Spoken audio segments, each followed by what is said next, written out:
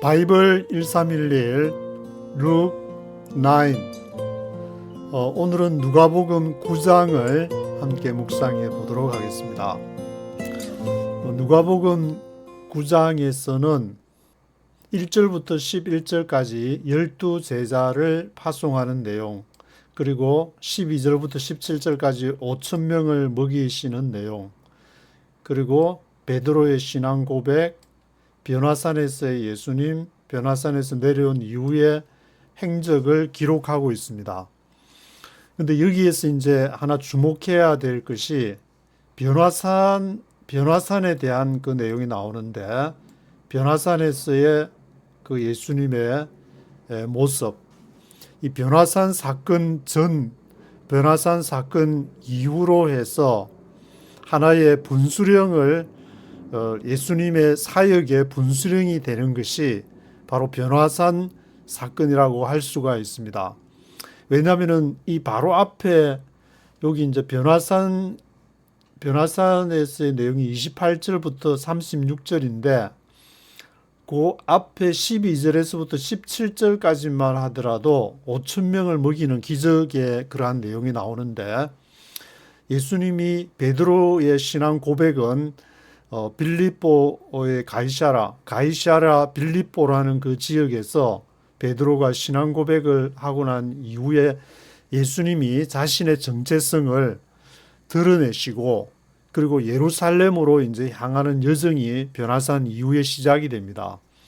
물론 여기 누가복음 9장에서는 내려온 이후에 그 귀신 들린 어떤 사람의 아들을 고치는 내용도 기록이 되는데, 이것을 마태, 마가, 누가 그 공간 복음에서 다 중요하게 언급을 하고 있기 때문에 마태복음은 17장, 그리고 마가복음은 9장, 누가복음도 9장. 그래서 마태복음 17장과 마가, 누가복음 9장의 그 내용이 변화산에서의 모습을 다 기록하면서, 변화산에서의 모습은 뭐 비슷하게 이렇게 기록을 하는데, 그 이후에 언급을 하는 내용이 마태, 마가, 누가가 조금 다릅니다.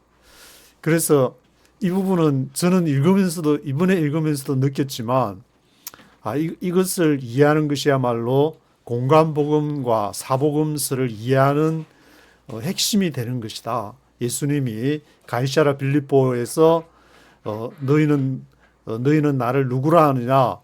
그래서 마태복음 16장에서 베드로가 주는 그리스도시요 살아계신 하나님의 아들이십니다. 그래서 뭐 어떤 사람은 세례 요한이라고도 하고, 어떤 사람은 엘리야다, 어떤 사람은 옛날 옛 선지자 중에 한 사람이다, 이렇게 표현을 하는데, 예수님이 이것을 표현한 이후에 본인은 이제 예루살렘으로 가기 때문에 앞에서 행했던 사역의 모습과 가이사랴 빌립보 사건 이후에 마태와 마가 복음에서는 그 가이사랴 빌립보 사건 엿새 후에 변화산에 올라갔다 그러고, 오늘 읽으시는 누가복음에서는 8일이, 이 말씀 이후에 8일이 지남에 그렇게 기록을 하고 있습니다. 근데 이틀 차이 나는 거는 뭐 그 앞 날과 뒤쪽의 날을 다 포함한다면은 뭐 차이가 날 수 있으니까 그거는 크게 문제될 거는 아닌 것 같고, 이 변화산 가이사랴 빌립보와 변화산 사건, 그래서 변화산은 예수님 사역의 분수령이다, 그렇게 제가 적었는데, 마태복음 17장과 마가복음, 누가복음 9장, 요한복음에는 변화산 사건이 기록이 되어 있지 않습니다. 그래서 왜 이것을 변화산 사건 이유가 중요하냐면은 예루살렘까지 가기로 결심을 했다는 그런 점도 있지만, 여기에서 특별히 누가복음에서는 지금 이제 9장에서 변화산 사건 이후에 9장 15절부터 19장 27절까지 이것을 거의 10여 장에 걸쳐서 기록을 하고 있는 예루살렘 여정 전체를 다루는 가장 긴 분량입니다. 마태와 마가는 보시면은 17장 22절에서 20장 34절까지 해서 17, 18, 19, 20 4장에 걸쳐서 비교적 간결하게 기록을 하고 있습니다. 그 내용은 이제 성전세의 납부에 대한 거라든지 용서에 대한 가르침, 용서하지 않는 종의 비유, 포도원 품꾼 비유 이런 것을 예루살렘으로 가는 그 중에 이렇게 일어나는 일들을 기록을 하고 또 특별히 마태는 유대인에게 왕이신 예수님을 드러내기 때문에 왕이자 탁월한 교사로서 강조를 하고 있습니다.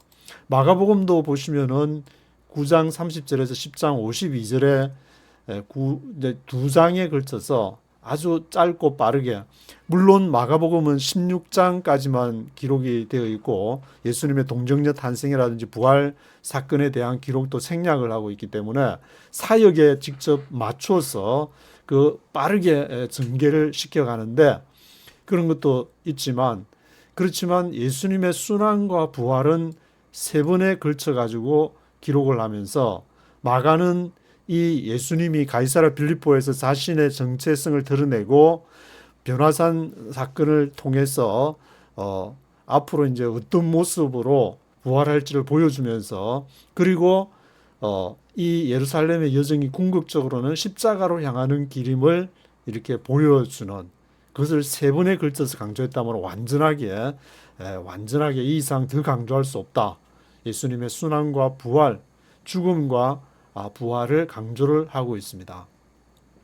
그래서 마가복음에서는 제자들이 가면서 누가 더 큰 사람인지 다투는 장면, 그에 대해 예수님이 이제 가르침을 하는 모습, 그리고 맹인 바디메오를 고치시는 사건으로 여정을 끝맺히는데, 누가복음은 이것이 9장부터 19장까지 아주 길게 다루고 있는데 이 부분에 나오는 것이 오직 누가복음에만 기록한 독특한 내용을 기록을 하고 있습니다. 누가복음에만 있는 독특한 내용을 보시고자 하면은 누가복음 9장 변화산 사건 이후에 예루살렘까지 쭉 가는 9장부터 19장의 내용을 읽어보시면은 그러한 내용이 누가 선배님이 기도하면서 성령을 통해서 받은 독특한 그러한 예수님의 행적인데, 선한 사마리아인의 비유, 잃은 양 드라크마 아들의 비유, 불의한 청지기 비유, 부자와 나사로 비유, 바리새인과 세리 비유, 마르다와 마리아 이야기, 사마리아 마을에서의 배척, 또 10명의 나병 환자 치유, 그리고 삭개오와의 만남. 여기서 이제 이적에 대한 것보다 저 비유라든지 바리새인과 세리들에 대한 거, 마리아 마르다 말씀에 대한 그런 문제들을 하면서 치유는 10명의 나병 환자를 치유하는 요 내용이 이제 이렇게 기록이 되어 있을 정도로 굉장히 예수님은 십자가와 부활을 향해서 마가복음에 따르면 세 번에 걸쳐서 죽음과 부활을 향해서 가는 여정 속에서 누가 선배님은 특별히 그때 예수님의 말씀은 앞에 그 가이사랴 빌립보와 변화산 사건 앞에 있었던 이적과 치유, 막 그 이적이나 기사 그런 것보다는 이렇게 정말 중요한 그 내용이 무엇인가, 정말 예수님이 전하고자 하는 그 복음의 핵심 메시지가 무엇인지를 보여주게 되는 그러한 내용이 누가 선배님께서 독특한 시각으로 보여주고 있는 것이 아닌가, 그런 생각이 들고 있습니다.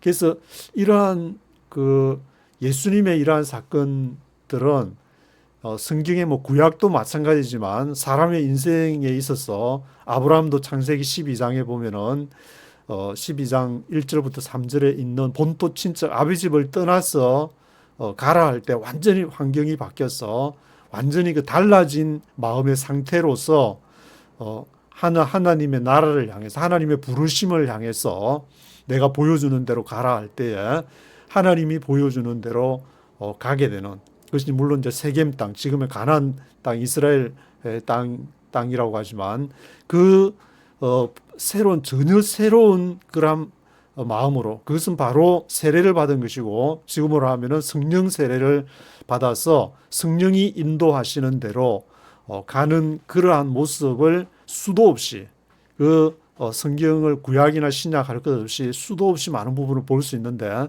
그것에 가장 본이 되는 분이 예수님께서 직접 그것이 이제 가이사라 빌립보와 변화산 사건을 통해서 자신이 그동안에 해왔던 기적과 이적과 그러니 이렇게 많은 병자들을 고쳐주시고 엄청난 무리가 따라오는 가운데 지금 이 사건이 발생했는데 요즘으로 치면은 막 구독자도 엄청나게 올라가고 엄청 인기가 절정해가지고 막 오빠 하면서 막 그렇게 오빠 부대들이 쫓아다니는 그런 상황 속에서 마음을 돌이켜가지고 예루살렘으로 십자가를 향해서 나가는 그러한 모습을 보여주고 있습니다.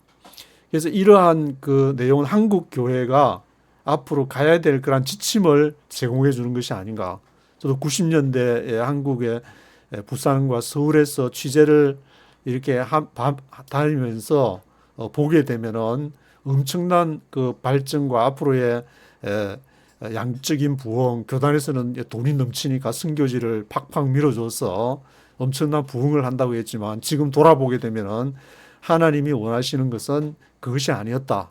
하나님께서는 정말 십자가의 길을 통해서 죽음과 부활을 통한 하나님 나라 확장에 관심이 있으시고 그 표본이 되는 것이 바로 예수님께서 하신 오늘 누가복음 9장에서 보여주는 것과 같은 마가복음 9장에서 보여주는 것 같은 그리고 앞에 마태복음 16장에서 가이사라 빌립보에서 베드로와 제자들의 예수님이 자신의 모습을 드러내는 베드로의 신앙 고백을 통해서 그리고 마태복음 17장에서 변화산의 모습을 통해서 우리가 어디로 가야 될지를 보여주는 우리는 어디로 가야 되는가? 그것을 이제 한국교회가 질문을 할 때에 예루살렘으로 가야 된다. 갈릴리에서 예루살렘까지의 여정. 이것은 갈릴리가 어딘지 자신이 있는 그곳에서 십자가를 향한 그곳으로 우리는 가야 되고 그러한 그 내용이 성경의 전체를 이루는 창세기로부터 요한계시록까지 많은 신앙의 선배들 그 길을 갔기 때문에 근데 자기를 드러내기 위해서 그 길을 가는 것이 아니라 하나님의 나라를 완성해가고 이루어가기 위해서 우리는 그 길을 기쁜 마음으로 가야 된다. 완전히 죽은 것 같은 그러한 아브라함이 이삭을 바칠 때도 그런 기분을 그것을 느꼈을 것이고 많은 신앙의 수도 없는 신앙의 선배들이 그 길을 갔는데 바로 그 사람들이 그리스도를 따라서 예루살렘으로 가는 것이고 십자가를 향해서 나가는 그 사람들을 통해서 예수님은 하나님의 나라를 이루어 가신다는 것을 우리가 다시 한번 생각해 보아야 될 것입니다. 그래서 1절부터 11절까지 12제자를 파송하는 내용부터 쭉 한번 맥스 맥클린 네이티브 스피커의 목소리로 한번 쭉 들어보시겠습니다. When Jesus had called the 12 together, he gave them power and authority to drive out all demons and to cure diseases. And he sent them out to preach the kingdom of God and to heal the sick. He told them, "Take nothing for the journey. No staff, no bag, no bread, no money, no extra tunic. Whatever house you enter, stay there until you leave that town. If people do not welcome you, shake the dust off your feet when you leave their town, as a testimony against them." So they set out and went from village to village, preaching the gospel and healing people everywhere. Now Herod the Tetrarch heard about all that was going on, and he was perplexed, because some were saying that John had been raised from the dead, others that Elijah had appeared, and still others that one of the prophets of long ago had come back to life. But Herod said, "I beheaded John. Who then is this I hear such things about?" Then he tried to see him. When the apostles returned, they reported to Jesus what they had done. Then he took them with him, and they withdrew by themselves to a town called Bethsaida, but the crowds learned about it and followed him. He welcomed them and spoke to them about the kingdom of God and healed those who needed healing.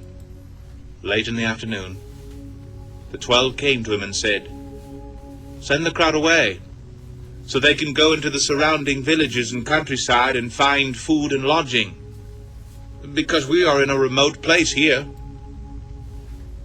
He replied, "You give them something to eat." They answered, "We have only 5 loaves of bread and 2 fish, unless we go and buy food for all this crowd." About 5,000 men were there.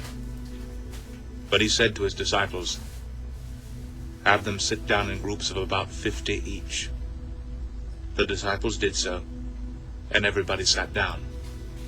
Taking the 5 loaves and the 2 fish, and looking up to heaven, he gave thanks and broke them. Then he gave them to the disciples to set before the people. They all ate and were satisfied. And the disciples picked up 12 basketfuls of broken pieces that were left over. Once when Jesus was praying in private and his disciples were with him, he asked them, "Who do the crowds say I am?" They replied, "Some say John the Baptist, others say Elijah, and still others that one of the prophets of long ago has come back to life." "But what about you?" he asked. "Who do you say I am?" Peter answered, "The Christ of God." Jesus strictly warned them not to tell this to anyone. And he said, "The Son of Man must suffer many things, and be rejected by the elders, the chief priests, and the teachers of the law. And he must be killed, and on the 3rd day to be raised to life." Then he said to them all, "If anyone would come after me, he must deny himself, take up his cross daily, and follow me. For whoever wants to save his life will lose it, but whoever loses his life for me will save it. What good is it for a man to gain the whole world and yet lose or forfeit his very self? If anyone is ashamed of me and my words, the Son of Man will be ashamed of him when he comes in his glory and in the glory of the Father and of the holy angels. I tell you the truth, some who are standing here will not taste death before they see the kingdom of God." About 8 days after Jesus said this, he took Peter, John, and James with him and went up onto a mountain to pray. As he was praying, the appearance of his face changed, and his clothes became as bright as a flash of lightning. 2 men, Moses and Elijah, appeared in glorious splendor talking with Jesus. They spoke about his departure, which he was about to bring to fulfillment at Jerusalem. Peter and his companions were very sleepy, but when they became fully awake, they saw his glory and the 2 men standing with him. As the men were leaving Jesus, Peter said to him, "Master, it is good for us to be here. Let us put up 3 shelters, one for you, one for Moses, and one for Elijah." He did not know what he was saying. While he was speaking, a cloud appeared and enveloped them, and they were afraid as they entered the cloud. A voice came from the cloud saying, "This is my Son, whom I have chosen. Listen to him." When the voice had spoken, they found that Jesus was alone. The disciples kept this to themselves and told no one at that time what they had seen. The next day when they came down from the mountain, a large crowd met him. A man in the crowd called out, "Teacher, I beg you to look at my son, for he is my only child. A spirit seizes him and he suddenly screams. It throws him into convulsions so that he foams at the mouth. It scarcely ever leaves him and is destroying him. I begged your disciples to drive it out, but they could not." "O unbelieving and perverse generation," Jesus replied, "how long shall I stay with you and put up with you? Bring your son here." Even while the boy was coming, the demon threw him to the ground into a convulsion. But Jesus rebuked the evil spirit, healed the boy, and gave him back to his father. And they were all amazed at the greatness of God. While everyone was marveling at all that Jesus did, he said to his disciples, "Listen carefully to what I'm about to tell you. The Son of Man is going to be betrayed into the hands of men." But they did not understand what this meant.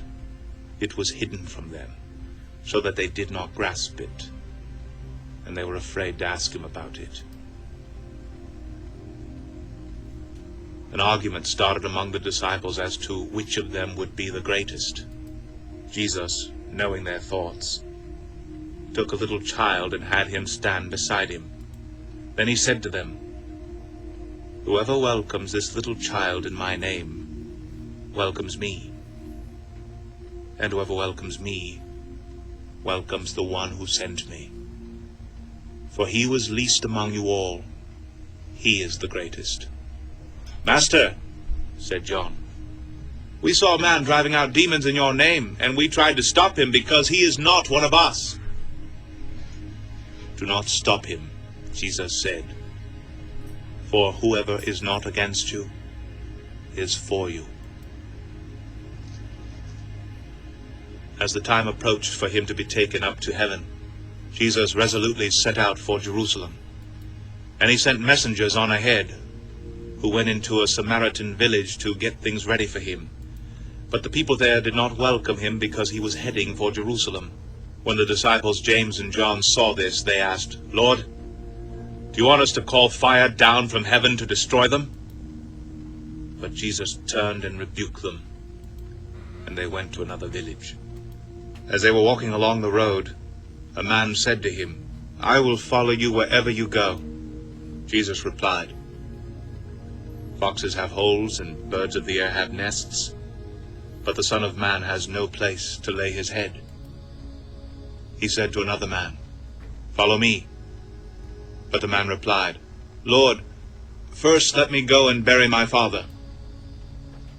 Jesus said to him, "Let the dead bury their own dead, but you go and proclaim the kingdom of God." Still another said, "I will follow you, Lord, but first let me go back and say goodbye to my family." Jesus replied, "No one who puts his hand to the plow and looks back is fit for service in the kingdom of God."